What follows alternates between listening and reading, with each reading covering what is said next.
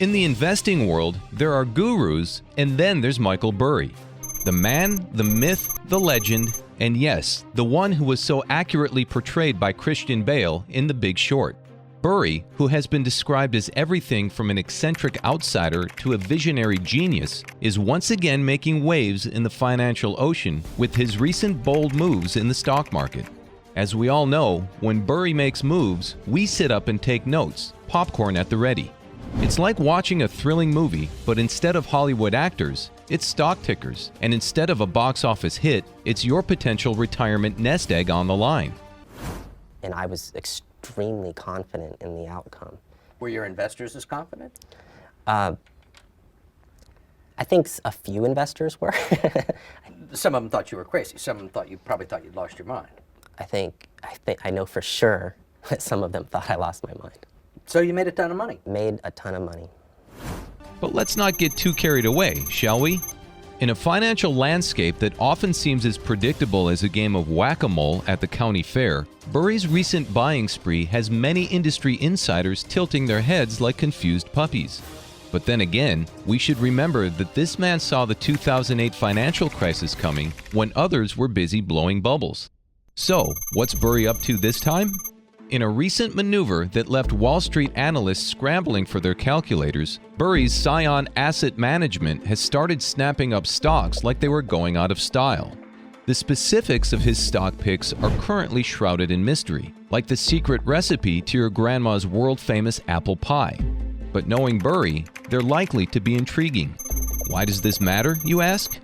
Well, Burry has earned a reputation as one of the most insightful investors of our time.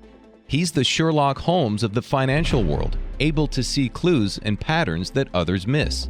So when he starts buying stocks enthusiastically, it's a sign that there could be opportunities lurking in the market that many of us might overlook. Of course, it's worth noting that investing is never a guaranteed path to riches. It's more like a treasure hunt, with plenty of false leads and booby traps. But with a guide like Burry, who has a proven track record of finding the X that marks the spot, it might be a journey worth embarking on. So, what bold moves have Burry recently snapped up in the stock market?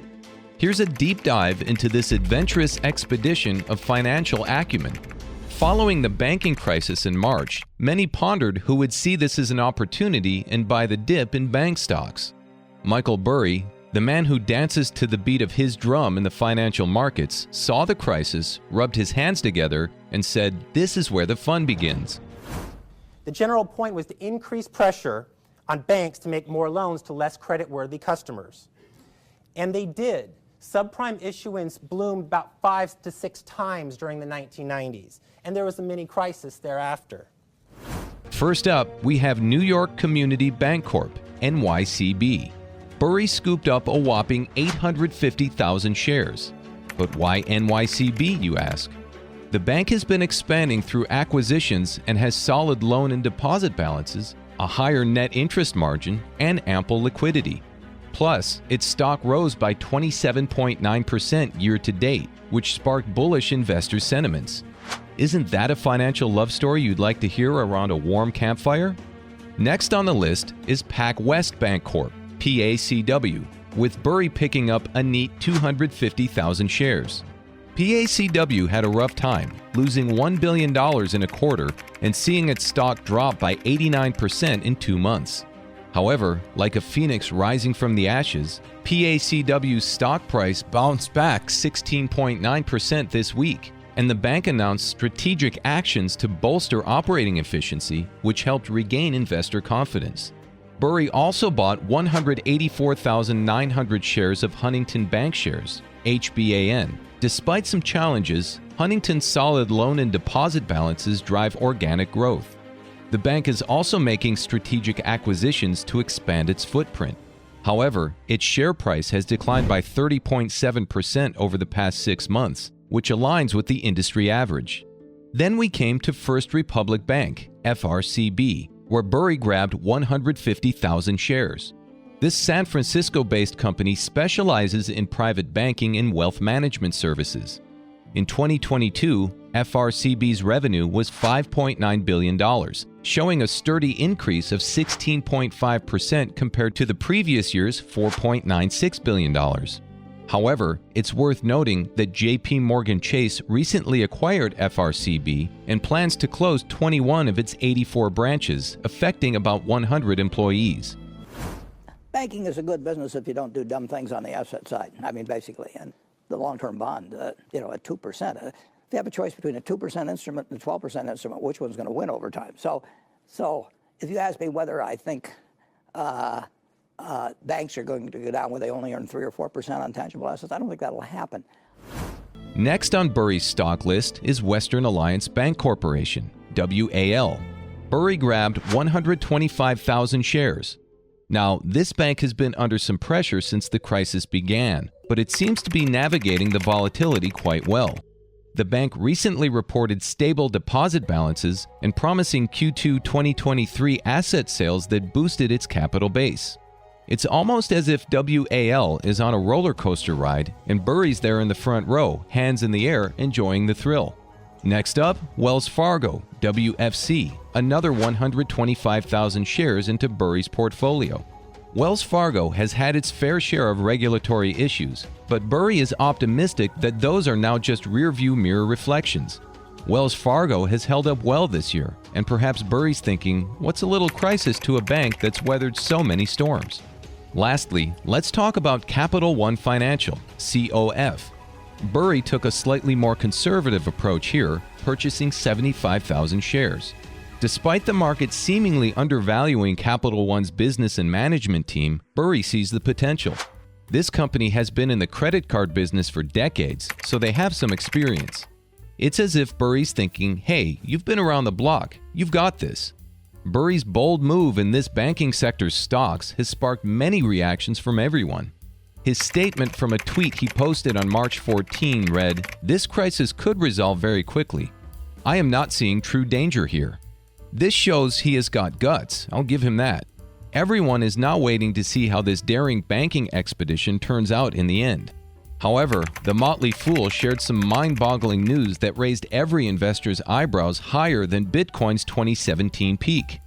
The news report revealed that Burry is set to rake over $1 million in annual dividend income from 4 banking stocks he scooped up during the market dip. Now that's what I call making a splash. Despite a general downturn in the market, the dividend yield on these banking stocks has risen as their shares have declined. This scenario is like a seesaw. When one side goes down, share prices, the other, dividend yields, goes up. Magic, right? They're not usually very exciting in their price changes, up or down, but they make a lot of money. And so when they make money, and when you own a share of stock, you're one of the owners of the company. Well, more like financial gymnastics, but you get the point. Here's an image showing the dividends of the stocks. According to the Post, New York Community Bancorp is first up in Burry's banking quartet, with a potential continuous high dividend income. This company has been strutting around like a peacock, boasting a rather appealing 6.4% annual dividend. It's safe to say that investors are smitten. The company recently acquired the assets of a failed bank, Signature Bank, in a move as smooth as a well-mixed martini. This purchase bolstered New York Community Bancorp's balance sheet, making it even more robust and injecting a healthy dose of optimism into its managers and investors. Then we have Huntington Bancshares, which keeps its investors happy by dishing out around 42% of its profits as dividends. That's a hefty slice of the profit pie, on par with other similar banks. Huntington has been sly as a fox, amassing a significant amount of money from deposits, a clever move in an industry currently facing a funding crunch. Next in line is the formidable Wells Fargo. After a pandemic-induced reduction in shareholder payouts, the bank has started to boost the money it gives to shareholders, like a financial phoenix rising from the ashes. With a solid financial footing, Wells Fargo could increase its shareholder payouts even further, making it an attractive prospect for investors. If you work for Wells Fargo, you should get a good job, working for a good company, not the one you're working for. They're awful. From NPR, here's the headline. Wells Fargo to pay $3.7 billion settling charges it wrongfully seized homes and cars. Billion! Wow. With a B. Billion! Now, let's talk numbers. According to the Motley Fool, when you crunch the numbers on each bank's stock quarterly dividend, annualize it, and then multiply it by the number of shares Burry's scion purchased, the resulting dividend income is quite a spectacle. In the New York Community Bank Corp, $850,000 times 68 cents gives Burry a $578,000 profit. For Huntington Bank shares, $184,900 times 60 cents give him a $110,940 profit. In Western Alliance, $125,000 times $1.44 makes him $180,000 profit. For Wells Fargo, $125,000 times $1.20 gives him a $150,000 profit. Sum it all up, and you will find Burry sitting on a cool annual dividend income of nearly $1.02 million. Now, why stop at American shores when there are profits to be made across the sea? That's exactly what Michael Burry seems to be thinking as he sets his sights on the East. Besides the banking sector stocks, Burry also snapped up stocks from tech companies. According to a recent post by Quartz, Burry is stocking up on Chinese tech and e-commerce stocks like a squirrel preparing for winter. But unlike our furry friend, he isn't just stashing away nuts, he's investing millions in big Chinese names. Scion Asset Management, the financial baton wielder under Burry's direction, has reportedly nabbed stakes worth a whopping $10 million each in Alibaba and JD.com. That's like buying 10 million lottery tickets, except with Burry, it's a calculated bet, not a game of chance. Scion added 175,000 shares of JD.com and 50,000 shares of Alibaba to its nest, making these two positions account for nearly 20% of Scion's total portfolio. That's quite the Eastern-flavored pie. Here is an insight into Michael Burry's current portfolio, posted by @QCompounding recently on Twitter. But wait, there is a plot twist. According to a Bloomberg report, Burry's move to snap up Alibaba and JD.com shares starkly contrasts the strategy of other hedge funds. These other players reportedly sold off 4 million JD.com shares in the first quarter of 2023. Talk about going against the grain. Chinese stocks have been walking a tightrope in recent years, dealing with a weaker economy and the cold shoulder from Uncle Sam. But as the old saying goes, after a storm comes a calm. Many believe the Chinese economy is poised to bounce back this year after a rather stormy 2022, which was marred by stringent zero-COVID restrictions and widespread lockdowns. Yet there is a bit of turbulence. While the Chinese economy grew at a promising pace in the first quarter, weaker retail sales and high youth unemployment are like dark clouds on the horizon, making investors a bit jittery. Now, onto the geopolitical stage. The United States and China have been locking horns over technology like two superheroes in a comic book. The US is playing hardball to halt China's technological advancement by blocking certain computer chip purchases. Meanwhile, China is investigating Micron technology and might pull the plug on their chip sales in China.